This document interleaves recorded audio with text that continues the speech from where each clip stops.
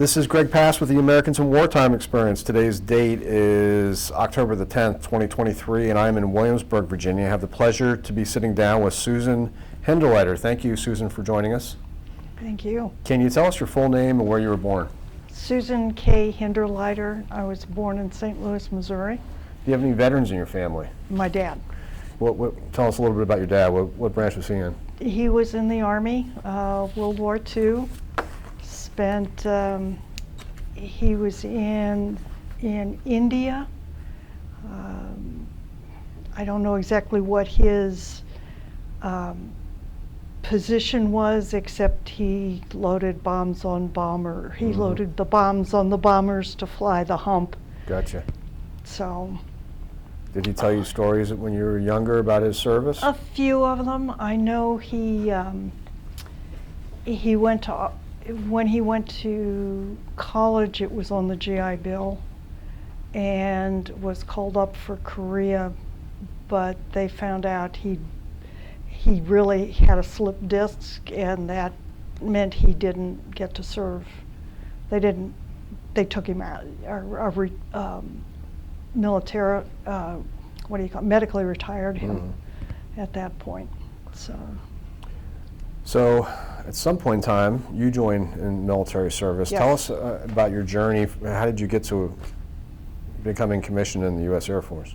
I always kind of thought an Air Force or a military career, Air Force would be okay. Broached the idea at the dinner table one night when I was in high school, and my father said, "Over my dead body." And he said, and then he moderated it. He said, "You go to school, you get your degree, and then you make your mind up." So that's what I did. I went to school in city at Washington University in St. Louis, got a bachelor's degree in applied math and computer science, went into to the recruiters. Computer science, what year was this? 1973. Oh, okay, so that was probably a pretty exciting time for that kind of stuff, right? Computers still took up entire rooms, large rooms. Yeah. You talk to them with punch cards. Yeah. So a little different than today. A lot different than today. But I said, "Okay, Dad, I really do want to do this." And he said, "Okay, but you have to talk to all the recruiters first." And it was sort of like, "Okay, you realize I'm going to join the Air Force." He said, "You talk to all the recruiters first." So I did, and it was a foregone conclusion. I joined the Air Force. Did you have an idea what type of specialty you wanted to go into? I suspected they'd put me in computers, which is exactly what they did. They're not going to take somebody who graduates with an engineering degree in computers and move them to something else. Yeah. So I joined the Air Force in 1973, went to officer training school down at Keesler, and at Lackland. No, or was it Keesler? It had to be Lackland.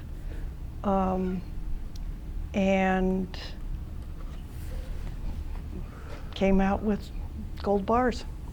So at Lackland, that was just your basic type training, and then you went to advanced training somewhere else. Is that right? I don't remember where.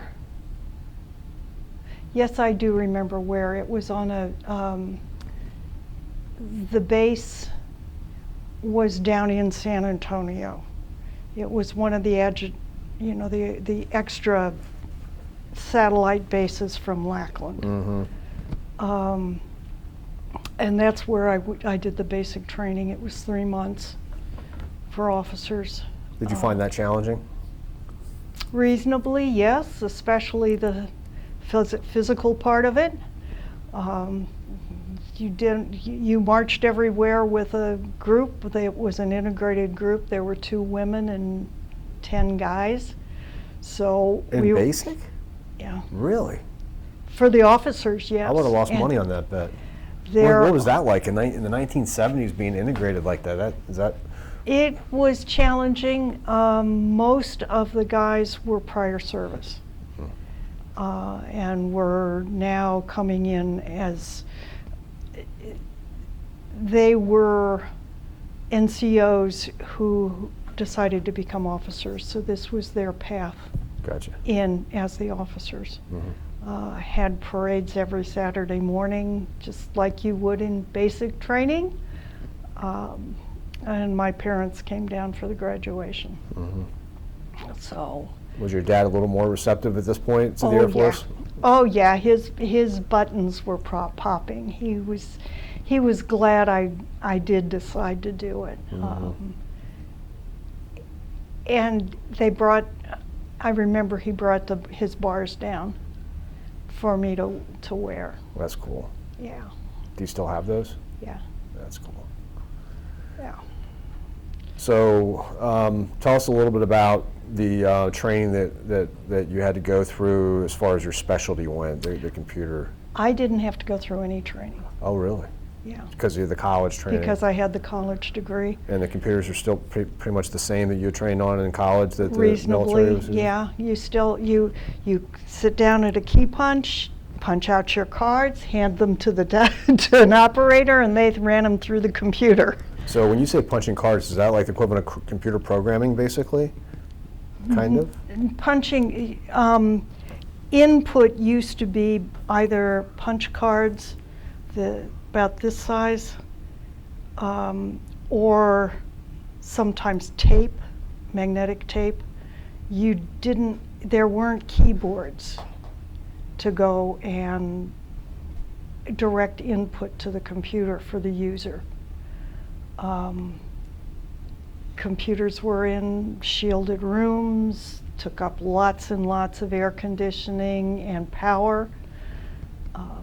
Think big IBMs and Honeywells, with lots of tape drives.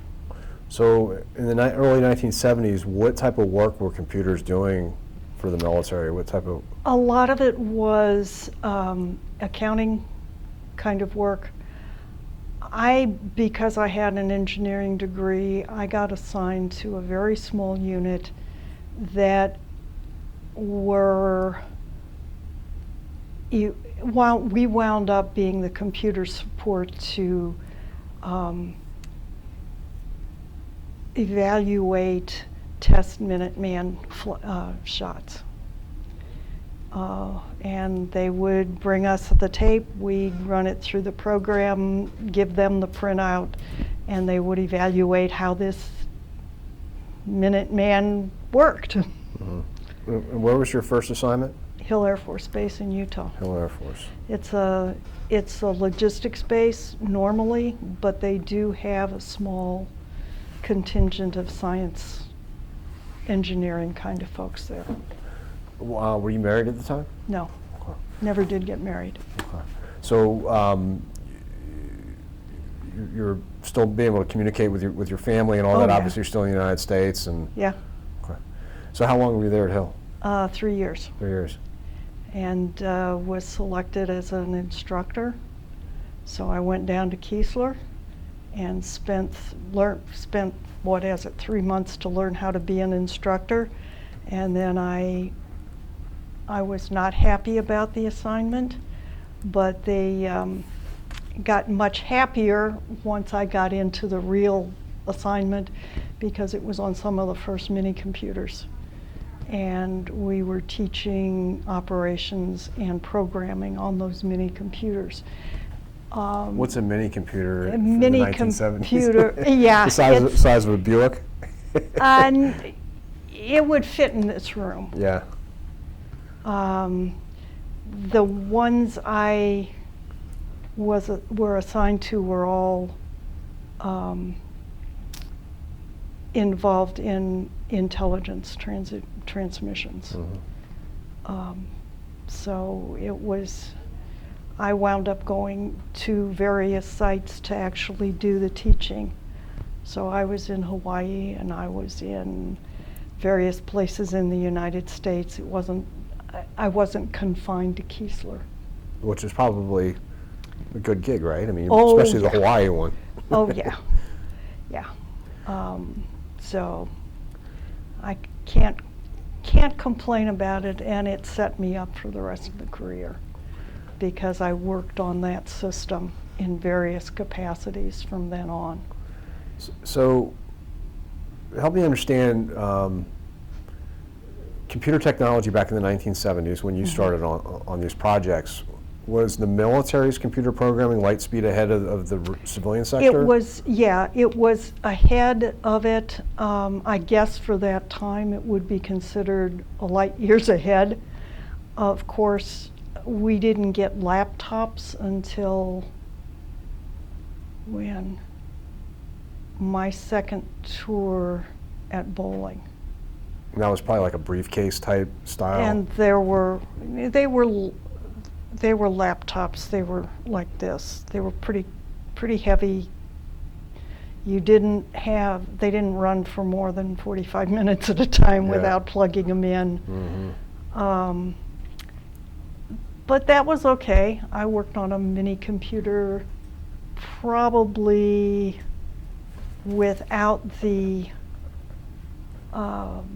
cooling equipment would have fit in a room just a little bit bigger than this one. It's amazing, isn't it? Yeah. And the computing power on that, would it be like the equivalent to my phone?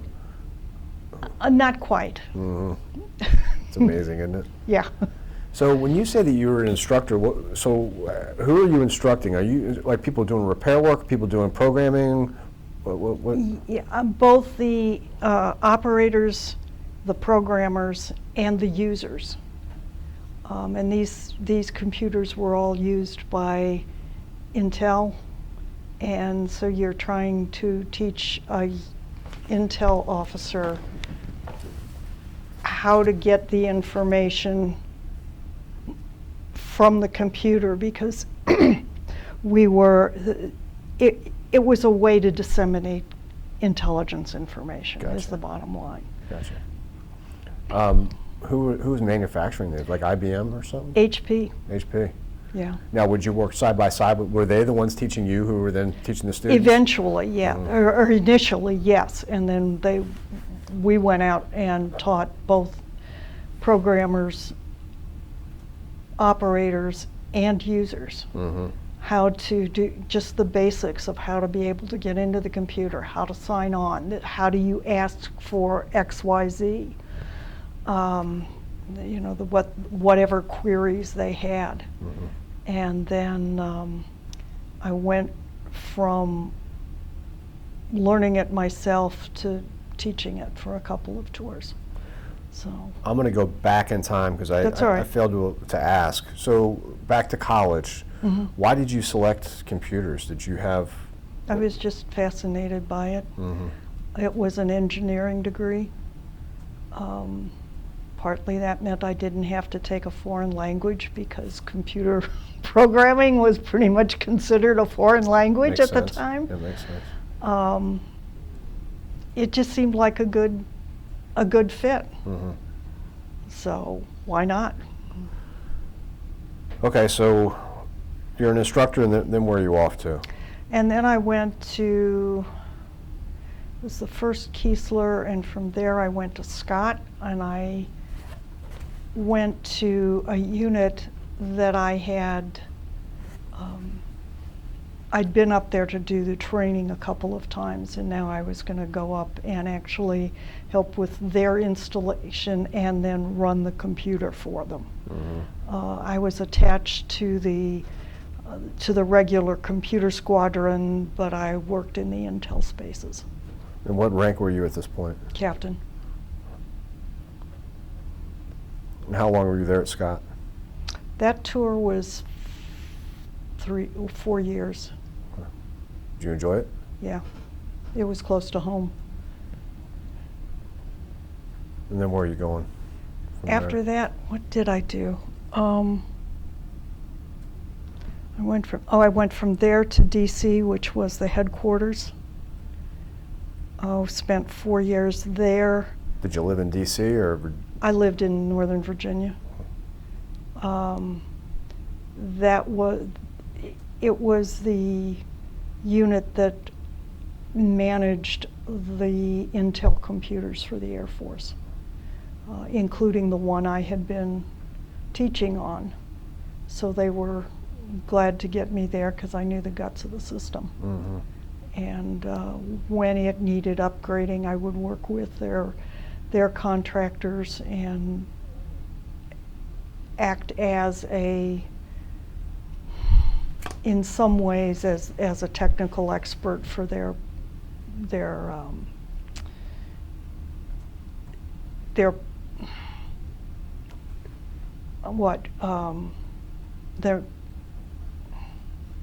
what do you call them? Procurement folks. Gotcha. So. Did you like working in D.C.? Yeah. It. Was traffic as bad there then as it is now? Yes. Yes, definitely. It doesn't get better, does it? No. Where'd you live in Northern Virginia? I lived in Alexandria, Okay. or in the just barely inside the Beltway. Mm-hmm. Did a lot of TDY, but it was a good assignment, and it was a key to what to the jobs that followed, and actually to civilian career that followed. So this would have been mid '80s, is that right? Yes. Okay. So then where are you off to from there? Then I went to did I go back to Keesler? Bowling. Yeah, I went back to Keesler Air Force Base to the computer officer school, senior computer officer school. It was for those officers who are going to be managing computers in their jobs, not necessarily computer people, Mm-hmm. although most of us had more familiarity with computers by that time. Mm-hmm. And stayed around for a little while as an instructor. Is that the one? Yeah. Because I taught, I wound up teaching in that course for a while. Mm-hmm. So. Then where to? I went to Okinawa from there. Tell us a little bit about that. Was that a good assignment? Yes and no. I was glad it was Okinawa. It's so different from the United States. I worked primarily as a maintenance officer for communications and both communications and computer equipment. And all of the maintenance guys worked for me, whether they were maintaining the computers or the transmissions, the radio equipment on base. Mm-hmm. Pinned on lieutenant colonel there, and some of it I felt really out of my depth in it, because it was some of the real communications equipment, radios, aerials, radar equipment and stuff like that. Whereas I was a computer geek, and so I could talk to these folks to some of the technology, but had no idea what their jobs were. Mm-hmm. And I was managing the maintenance organization, the people who did maintain this equipment. Mm-hmm. And how long were you in Okinawa? Almost 3 years. And did you live on base, or did you live off both? I lived on base. Okay. So obviously, I'm assuming you got around the country a bit and did Yes. some touring. Any Any memorable experiences from living in Japan? Talking to, it was on one tour especially, one of the exchange tours that they would give, and it was there on Okinawa, talking to some of the old folks who had been there when the Japanese invaded and then the Americans invaded behind them. Seeing the cemeteries from World War II was a little sobering, that so much of it happened there as a staging area to get to mainland Japan. So it was an education. And luckily I got a little bit of time, went to Japan as a tourist, got to see Tokyo and some of the places there, and signed up with for a tour to Australia. Got to spend Christmas down there one year. That's cool. Which was really neat. So.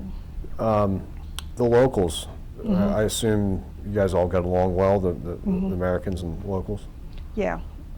Especially those that I worked with on base.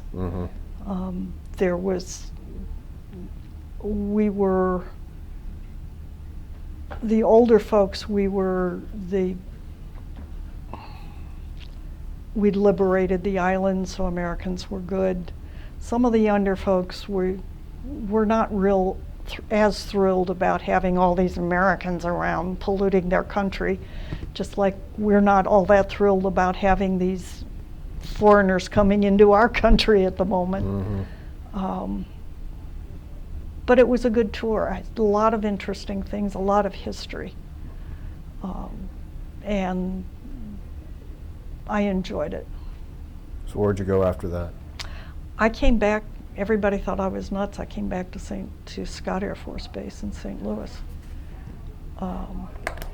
And that was, I came back as a lieutenant colonel. And wound up working the same job I had when I was at Scott the first time.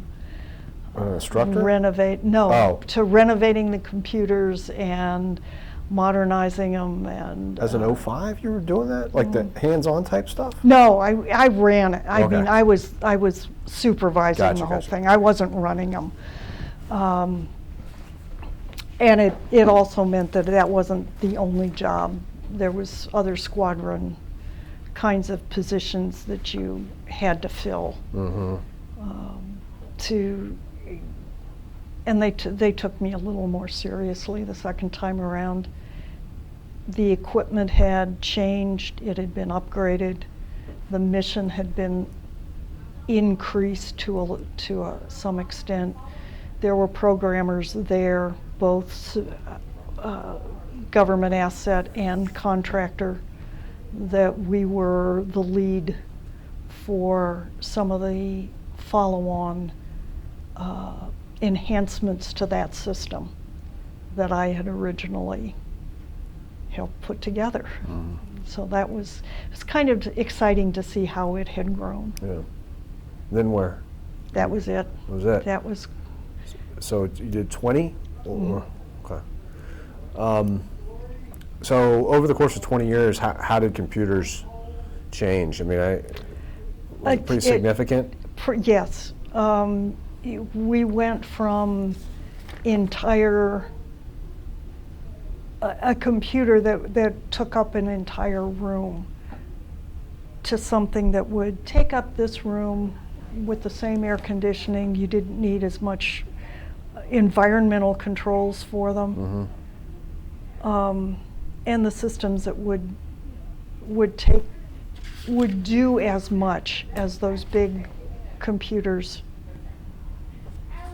would fit in this room. The change was tremendous.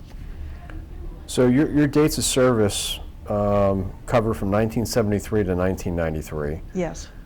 and we had a lot of conflicts going on during that time. Vietnam, Cold War, Panama, Desert Storm. The work that you did, how do you think that that impacted any or all of those types of operations that were going on? In most of the cases, the systems I worked on were Intel systems. So they very directly affected it because we were passing the Intel would pass through us in some form or fashion. I asked that because I sense that a lot of people don't understand how the military works, and they think that everybody has a rifle and a foxhole and don't understand all the stuff on the back end that has to happen to get to that. Yeah. And there's a much, looking at the 30,000 foot view versus in the foxhole. Yeah. And I would suspect the work you were doing had a lot of impact on those. Yeah. Making sure all those systems could talk to one another, could transfer information, could provide information to users, the intelligence analysts, in a format that they wanted and could understand. And could also be used as the guys on the ground. All of it had to plug and play. And that it was early days in the computer field, so a lot of that took a lot of planning, a lot of equipment that was designed specifically for specific systems and to do specific things. So What did you do in your second career? I had two second careers. The first one, I had to get away and do something different, so I got a degree in horticulture and worked in a garden center. That is a lot different. Yeah. But then I got a call from one of the contractors that I had worked with, and they said, you're in St. Louis. We've got a job for one person in St. Louis. Would you like to go to work for us? And it didn't take me long to say yes. So I worked at the, where was it? One of the logistics unit bases in St. Louis, primarily Army, that they needed to be able to use computers, and they needed a liaison back to this particular, the kinds of computers that I had used in the programs that I had worked on. They didn't need much in the way of Intel, but they needed Intel. So they reinstated all my clearances, and when that job went away, I went to Washington and worked for the headquarters, for that company's headquarters at the Navy Yard. Okay. What years were you at the Navy Yard? Oh gosh, I was there in '99 to 2004. Okay. Yeah. Were you living in Northern Virginia? Yeah. A few blocks from where I had lived when I was in Northern Virginia. Gotcha. And the Air Force. Gotcha. And the folks that were contractors were guys I worked with. Worked for one of the lieutenant colonels that I had worked for in the Air Force. A couple of the guys that worked for me I knew from the Air Force. If you've interviewed Colonel King here, I don't think we have. Okay, Colonel George King, I worked for him when I was in the Air Force, and he was with the company that I worked for. Were you at the Navy Yard during the 9/11 attack? Yes. Can you tell us about that day, your recollections? Fear. How'd you hear about it? I watched our windows watched the Pentagon, faced the Pentagon. We watched the smoke go up at the Pentagon. One of the lieutenant colonels that I had worked with in the Air Force and who was my boss at that time, we were standing there in the window and 2 fighters went over where we were. We were standing in the window, headed straight toward the Washington Memorial, or what? Yeah, Washington Memorial, past the Pentagon, which was right here. And they climbed up and out. It was the 2 planes that they'd sent after the plane that went down in Pennsylvania. We just sort of looked at each other and, oh God, here we go. This could get nasty really quick if we're sending planes out. We did not have much information except what was coming in on CNN about what was happening in New York, but we could watch what was happening at the Pentagon. I stayed around. They turned us all loose if we wanted to go home, if we could get home. I decided to stick around. There was nothing I could do particularly except go get hamburgers for folks. The cafeteria was open, or answer phones, what have you. I did send 2 emails, one to a close friend and one to my sister. I'm okay, we'll call when I can. And otherwise, I just stayed around and can I answer phones? Can I run errands? Can I do, what kind of things did the people who were still involved and passing intelligence, what did they need? What kind of support I could give? And I left about 3:30, 4 o'clock in the afternoon, drove home. Luckily could get there a southern route, and roads were deserted. Going to work a couple of days later on the metro, coming through under the Pentagon with armed guards in combat gear on the platform at the Pentagon was a little sobering. So, interesting time. You didn't work by chance at Building 197, did you? The one that was later attacked in the active shooter event? No. The Navy Yard? Okay. So how long did you work there at the Navy Yard? So I was there until 90 was when just before I retired. Gotcha. I was there. The company I worked for had a big contract there, and there was no reason to move me. So. What brought you down to Williamsburg? I liked Williamsburg.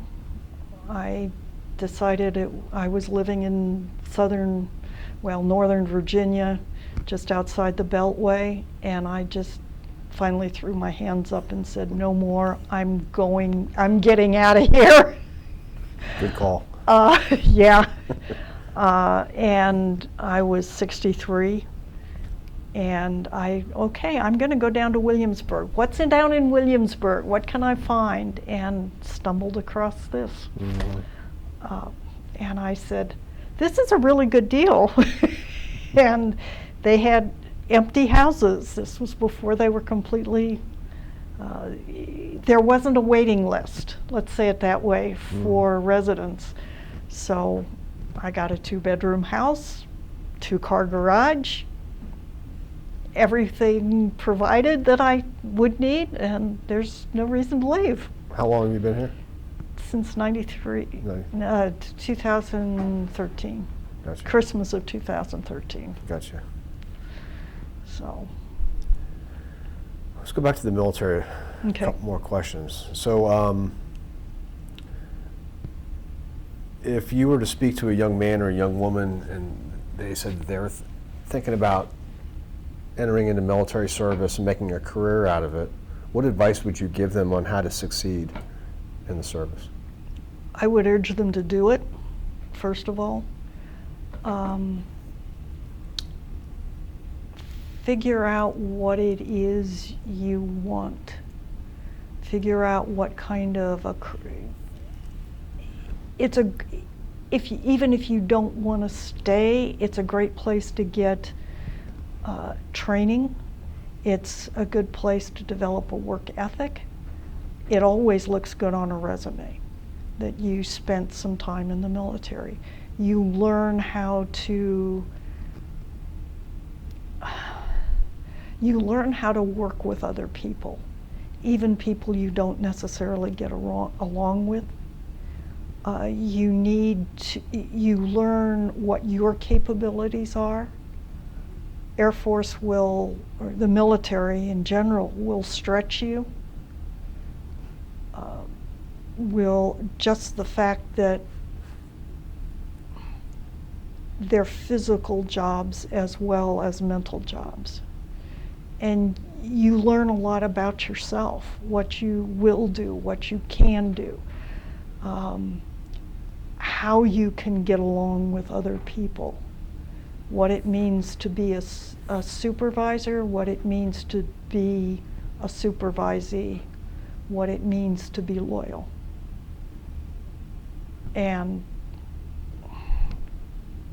it gives you a great base to build anything on. I'd recommend it for anybody. Did you find your transition into similar civilian work to be pretty smooth?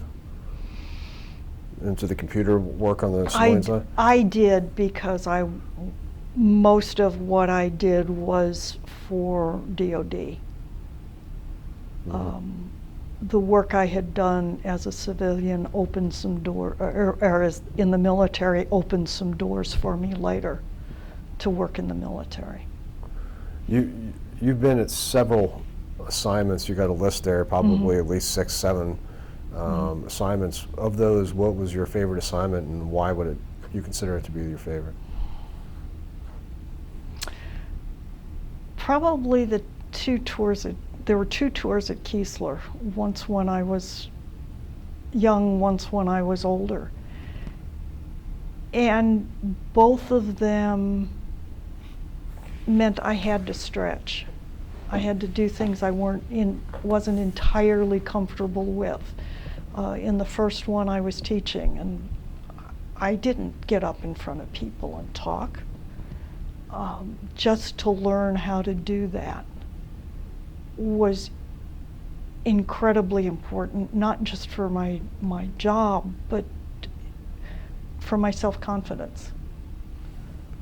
And then later on, being able to supervise people.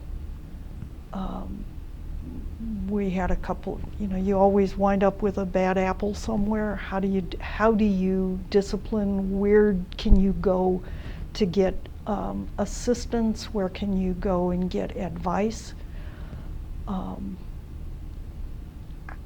how to handle problems? The military has routines for handling problems, and they're applicable both in the military and in civilian life. They can be applied in both places easily. I would certainly recommend the military at least 4 years for everybody. You get to know yourself. Mm-hmm. We're videotaping this now, obviously, and we're going to send you a copy of the video and send you instructions on how to submit your story to the Library of Congress for the Veterans History Project. Okay. If somebody was to find your video 100 years from now, what would you want them to know about your service to your country?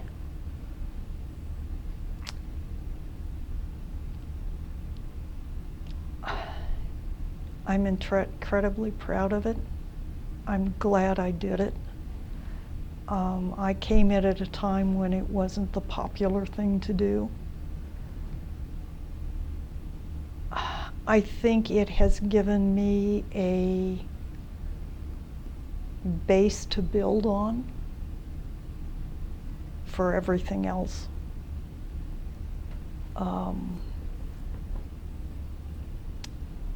It opened my eyes. What does the world look like? What are the problems? How do you select which problems you're going to help solve? And there's skills on how to make those decisions and how to implement solutions. It just gives you a good grounding in how to be a responsible adult.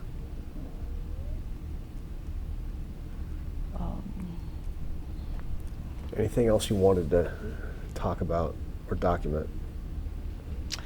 I would encourage anybody who is even remotely considering it, go, do it.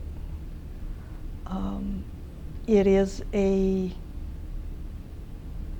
jumping off space for any career you want after it, even if it's for only 4 years. You will have accomplished something, and you will have found yourself. And I don't know that I can say that any differently. Well said. On behalf of the Americans in Wartime Experience, I thank you for spending time with us today, and most importantly, thank you for your service. It's been a pleasure to meet you. It's good to meet you.